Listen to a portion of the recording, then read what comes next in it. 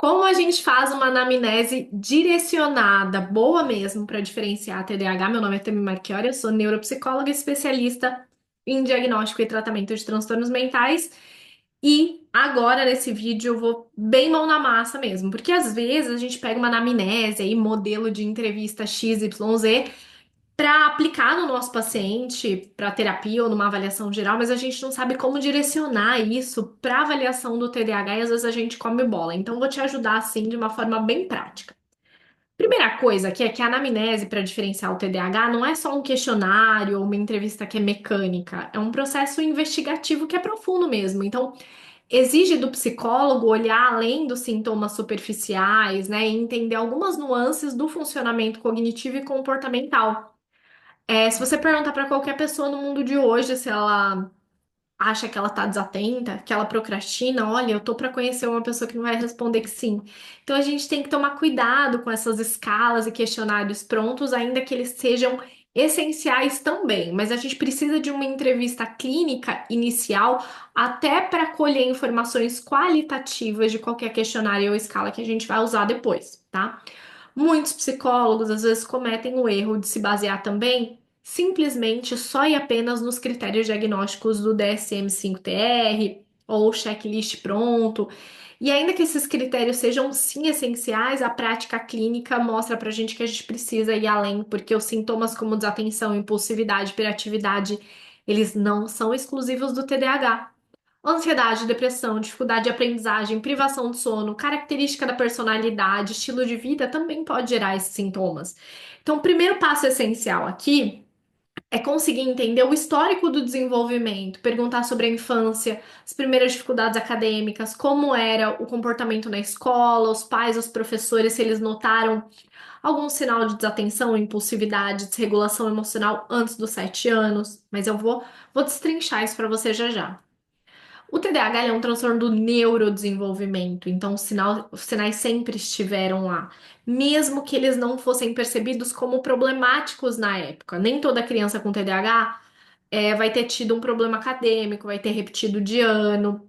Outra coisa é que o ambiente consegue regular muito uma pessoa com TDAH. Aliás, todos nós, né? O ambiente é uma das coisas que mais modula o nosso comportamento. Vou dar um exemplo de uma paciente, isso é verdade, tá? A paciente, ela é adulta já.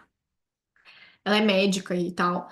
E aí, tinham excluído a hipótese diagnóstica de TDAH porque na infância ela não apresentava, teoricamente, esses sintomas. E aí, quando ela apareceu pra mim, eu fui entrevistar a mãe dela, né? Que é uma coisa que eu costumo fazer, ainda que ela seja adulta.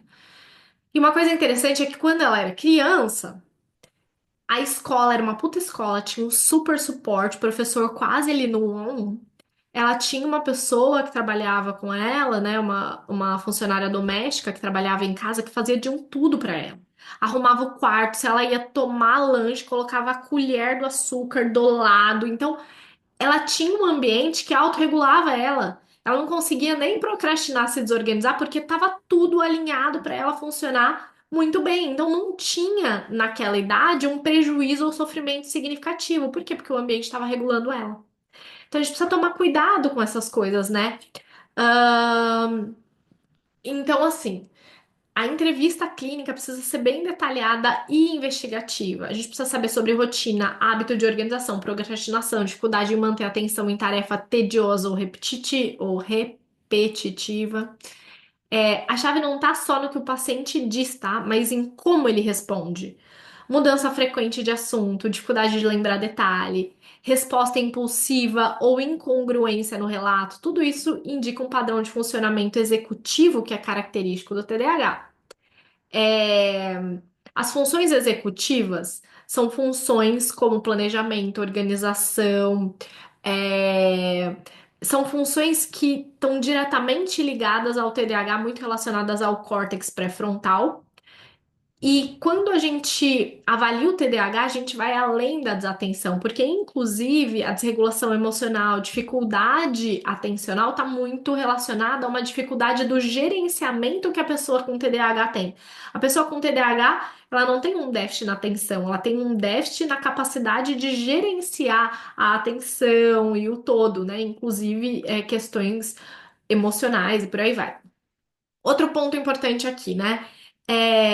Às vezes, a validação do sintoma em diferentes contextos é muito importante. O TDAH não vai se manifestar só no ambiente. Se o paciente tem dificuldade só no trabalho, mas não teve problema na escola, na faculdade ou em casa, é um sinal de alerta. Não estou dizendo que uma coisa exclui ou determina um diagnóstico, mas são todos esses pontos em conjunto que a gente precisa avaliar.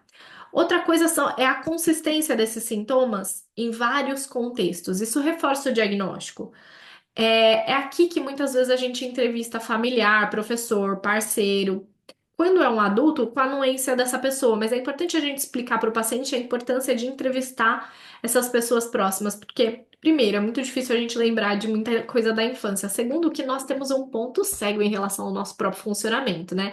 Então, muitas vezes o paciente não tem consciência plena das dificuldades dele, mas as pessoas ao redor vão perceber esse padrão de comportamento desatento, impulsivo, desorganizado há anos.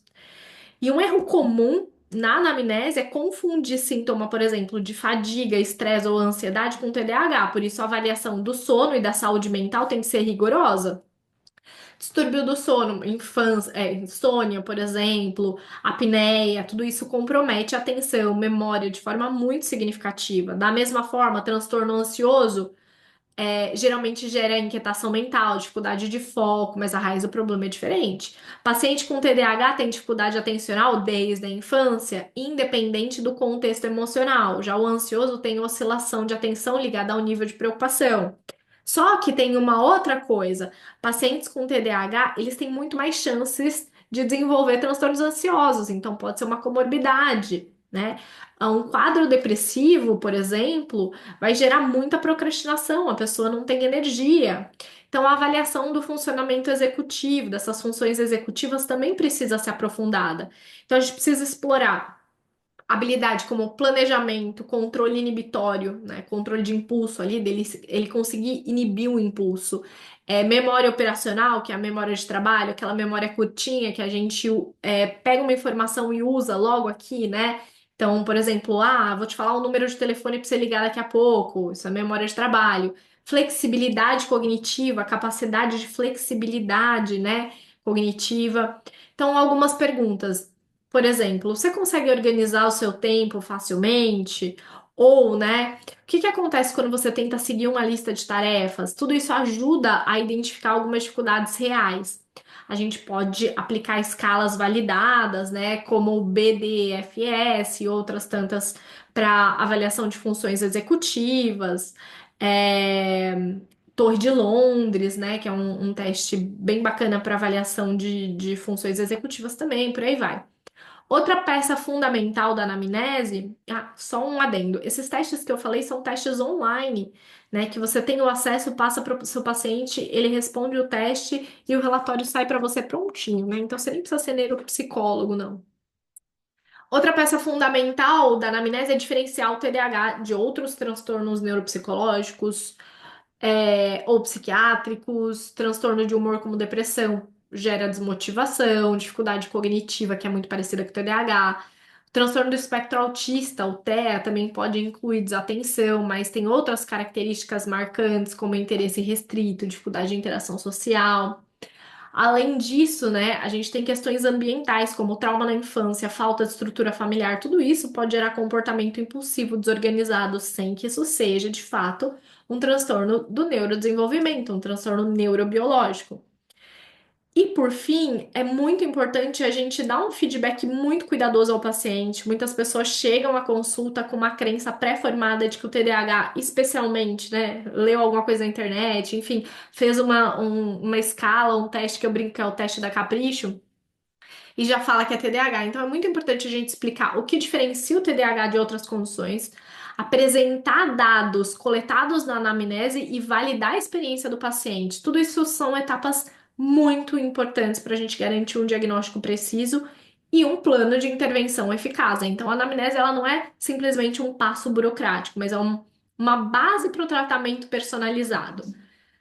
E aí, para facilitar isso, eu criei um modelinho para você que tá aqui, ó. Se você quiser baixar esse modelo, tá aqui nos comentários, tá? Nos comentários não, na descrição do vídeo.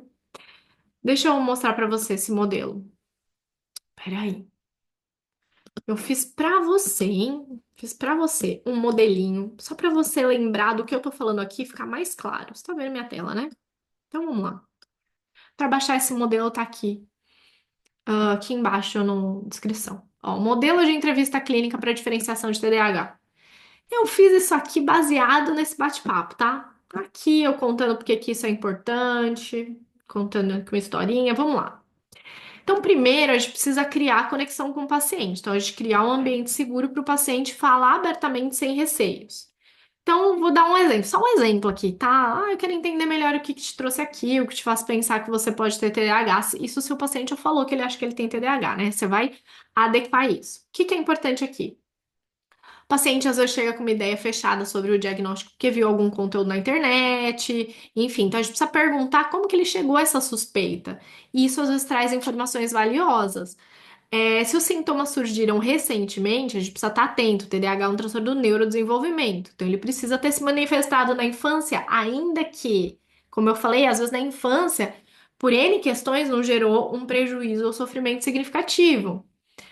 Histórico do desenvolvimento, isso aqui é muito importante. Então, verificar se isso estava na infância. Não adianta às vezes só perguntar, ai, esses sintomas apareceram antes dos 12 anos, né? Não adianta só perguntar isso. Então, a primeira vez que você ou alguém percebeu que você tinha dificuldade de atenção ou era muito impulsivo, na escola, como era a relação com os estudos, com os amigos, se tinha dificuldade de prestar atenção na aula, o que que os professores falavam.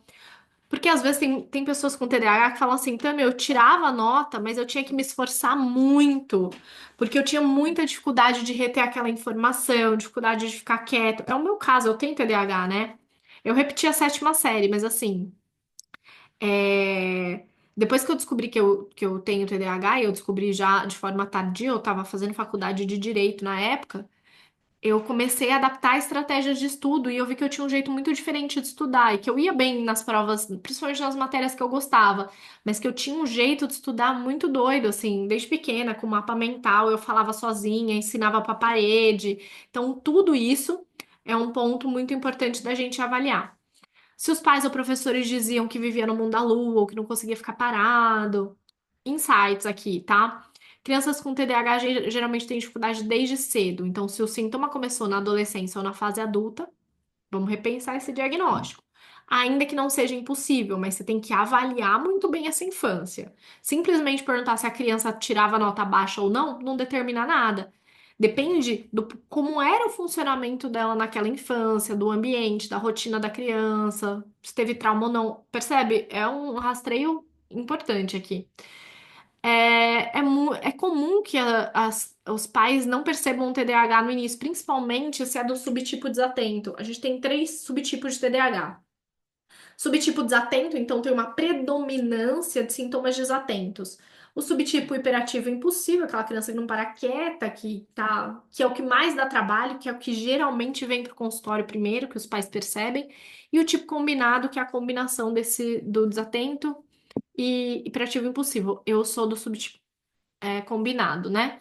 Mas, principalmente no caso de meninas, a gente tem uma predominância do tipo desatento. E daí essa menina não dá trabalho. Então, muita gente nunca percebeu a dificuldade, o perrengue que essa menina passava e nunca teve o diagnóstico. Relato do paciente nem sempre é 100% confiável. Então, sempre que possível, a gente precisa de informação complementar, mesmo no caso de adultos. Avaliar a persistência dos sintomas e como eles impactam no dia a dia. Então, no seu dia a dia, como que você sente dificuldade para manter a atenção em reunião, leitura, conversa longa? Costuma começar várias tarefas ao mesmo tempo e ter dificuldade para terminar? Como você organiza compromisso, prazo, precisa de lembrete, segue esses lembretes ou esquece até o lembrete? Sente que frequentemente está sobrecarregado porque procrastina, depois precisa correr para resolver tudo em cima da hora? Já ouviu de outras pessoas que você fala ou age sem pensar? Então, são algumas perguntas assim que a gente vai. Então, insight aqui: o TDAH não aparece só em um lugar. E procrastinação por TDAH acontece porque a pessoa não consegue começar a tarefa. Já a procrastinação por ansiedade geralmente vem do medo de errar, de não ser bom o suficiente. Da depressão também porque a pessoa não consegue começar a tarefa porque ela tem uma baixa energia física e mental e baixa capacidade de sentir prazer nas coisas. Então, são esses detalhes que a gente precisa acolher que vão levar a gente para um lugar ou outro ou ver se as duas coisas, porque a pessoa com TDAH ela tem muito mais chance de ter depressão, ansiedade. diferenciar de um transtorno de outro aqui. Então, sintomas acontecem o tempo todo, o pior é quando você tá ansioso ou estressado. Só que isso também não determina nada. Por quê? Porque mesmo a pessoa com TDAH, ela vai se perceber pior numa desregulação emocional importante, muito triste, muito ansiosa, mas são indícios. Já passou por período de tristeza ou desmotivação onde sua atenção ficou prejudicada? Como tá seu sono, né? Percebe desatenção pior em momento de maior pressão emocional? É uma coisa mais constante? Então, isso são informações importantes. Eu sempre uso escalas como o BDI-2, BAI, PHQ-9 de depressão, que é um rastreio, uma triagem, GAD-7 para ansiedade, uma escala de triagem também, para me dar dados mais substanciais para colher esses dados, né? Transtorno ansioso pode causar inquietação, falta de foco, mas a causa é diferente. Depressão pode causar procrastinação, mas nesse caso a pessoa não tem energia para fazer a tarefa. No TDAH a pessoa quer fazer, tem energia, mas não mantém o foco, não começa, quer fazer uma coisa que é mais gostosa no TDAH, sabe?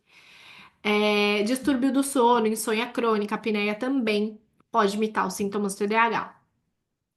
No 5, aqui a gente vai precisar conferir a consistência desses sintomas. Ele acontece em múltiplos contextos, ele é constante, ele é episódico, né? Então, tudo isso também é muito importante. E o encerramento e a devolutiva. Então, a gente pode tanto fechar um diagnóstico como levantar uma hipótese diagnóstica e ir monitorando esses sintomas ao longo do tempo, tá?